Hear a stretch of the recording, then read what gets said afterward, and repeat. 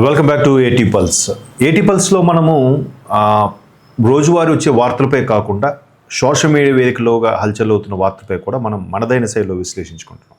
అయితే దేశంలో ఎన్నికల నగారం మోగిన వేళ దేశ రాజకీయాలు వేడెక్కుతున్నాయి. ఒకవైపు దేశం యొక్క దృష్టి అంటే ప్రపంచంలో ఉండే భారతీయులందరి దృష్టి కూడా ఇటు వెస్ట్ బెంగాల్ అటు తమిళనాడు రాజకీయాల మీదే ఎక్కువగా ఉంది.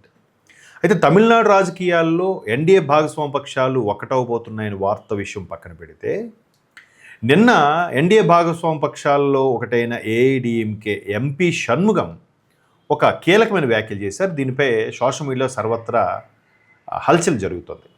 అంటే తమిళనాడు ఈ రాజకీయాల్లో ఎలా ఉంటుందంటే, ఇండస్ట్రీ ఎప్పుడూ కూడా ఒక సినిమా ఇండస్ట్రీ ఒక భాగమే ఉంటుంది. దానివల్ల ఒక పార్టీకే పరిమితమైన వాళ్ళు ఆ పార్టీ ప్రధానంగా ఉన్నప్పుడు సినిమాల్లో హల్చల్ చేయడం, ఆ పార్టీ పక్కకి వెళ్ళిపోతే నెక్స్ట్ 5 ఏళ్ళు ఓడిపోతే మరలా వీళ్ళకి సినిమా అవకాశాలు తగ్గిపోవడం లాంటివి చాలా జరిగాయి. దానికి బెస్ట్ ఎగ్జాంపుల్ వడివేలు అనే కమెడియన్. అయితే నిన్న గడిచిన 2 రోజుల కిందట ఏఐడిఎంకే ఎంపీ షణ్ముగం కామెంట్స్లో ముఖ్యమంత్రి స్టాలిన్ అన్నీ కావాలంటే ఇస్తూ ఉంటున్నాడు, ఏది కావాలో కోరుకో ఇచ్చేస్తూ ఉంటున్నాడు, కలలు కనమంటున్నాడు, అబ్దుల్ కలాం గారు లాగా కళలో వచ్చిన వాళ్ళన్నీ కావాలంటే కోరుకోండి ఇస్తానంటున్నాడు అని వ్యంగ్యాస్త్రాలు వేస్తూ, నాకు నయనతార కావాలి, నయనతారతో పెళ్లి కావాలని కోరుకుంటున్నాను, జరుగుతుందా అన్నాడు ఆయన. చాలా సింపుల్గా క్యాజువల్గా అనేసాడు. సో ఇప్పుడు అది పెద్దగా దుమారం రేపుతోంది.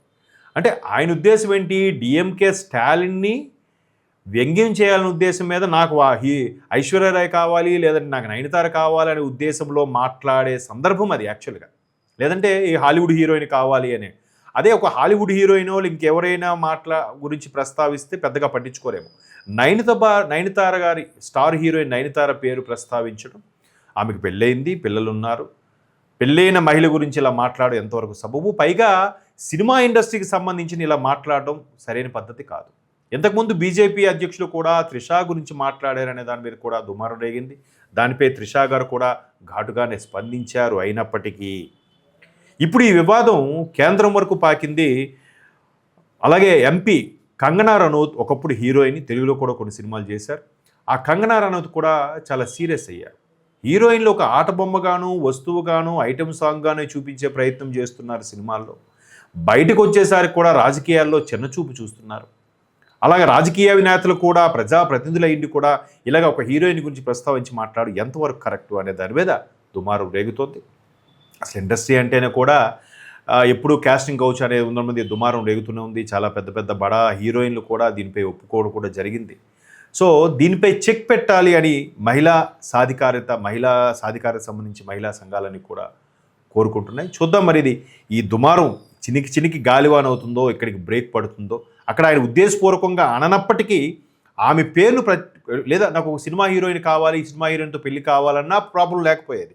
పర్టికులర్గా నయనతార పేరు ఎత్తడం అనేది వివాదాలకు తావిస్తుంది. మరోవైపు నయనతార ఏ రాజకీయ పార్టీకి మొగ్గు చూపట్లేదు, ఆవిడ రాజకీయాలకు అతీతంగా ఉన్నారు కాబట్టి ఆవిడ్ని ఈ ముగ్గులోకి లాగడం ఎంతవరకు కరెక్ట్ అనేది కూడా సర్వత్రా చర్చనీయాంశంగా మారింది. మరోవైపు ఆమె టీం ఇంతవరకు స్పందించలేదు. బట్ గతంలో త్రిషా గురించి ఒక తమిళనాడు బీజేపీ నాయకుడు మాట్లాడే దాని మీద కూడా ఆవిడ ఘాటుగా స్పందించారు. తర్వాత ఈయన సారీ కూడా చెప్పారు, వేరే విషయం. ఇక్కడ దీనిపై నయనతార ఎంతవరకు స్పందించలేదు.